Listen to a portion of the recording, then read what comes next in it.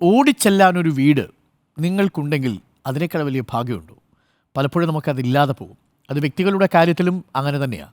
ഓടിച്ചെല്ലാനൊരാൾ, ഓടിച്ചെന്ന് കാര്യങ്ങൾ പറയാൻ ഒരു മനുഷ്യൻ, ഓടിച്ചെന്ന് വാതിൽ തുറന്ന് കയറി ആരോടും അനുവാദമില്ലാതെ ആ കട്ടിലിൽ കയറി ഒന്ന് കിടക്കാൻ, അല്ലെങ്കിൽ ആ സെറ്റിയിൽ ഒന്നിരിക്കാൻ കഴിയുമ്പോഴാണ് നമ്മുടെയൊക്കെ ജീവിതം കൂടുതൽ അർത്ഥപൂർണ്ണമാവുന്നതെന്ന് പലപ്പോഴും തോന്നിയിട്ടുണ്ട്. സങ്കടങ്ങളൊക്കെ ഇല്ലാതാവുന്ന അപ്പോഴാണല്ലോ. അപ്പോൾ ഓടിച്ചെന്ന് കയറാനുള്ള വീടുകളുടെ എണ്ണം കൂടുന്നു. റിപ്പോർട്ടറിൻ്റെ സ്നേഹവീട് ക്യാമ്പയിനിൽ നല്ല പ്രതികരണമാണ്. ഇതിനകം തന്നെ 30ഓളം ആളുകൾ നമ്മളോട് വിവരം അറിയിച്ചിട്ടുണ്ട്.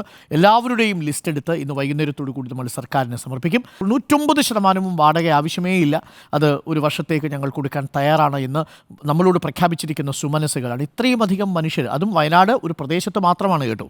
മറ്റുള്ള ജില്ലകളിലുള്ള നിരവധി എൻക്വയറികൾ വരുന്നുണ്ട്, അതൊന്നും നമ്മൾ എടുത്തിട്ടില്ല. തീർച്ചയായും ഈ സുമനസ്സുകളുടെ സാന്നിധ്യം നമ്മളെ വല്ലാതെ സന്തോഷിപ്പിക്കുകയും ആവേശപ്പെടുത്തുകയും ചെയ്യും.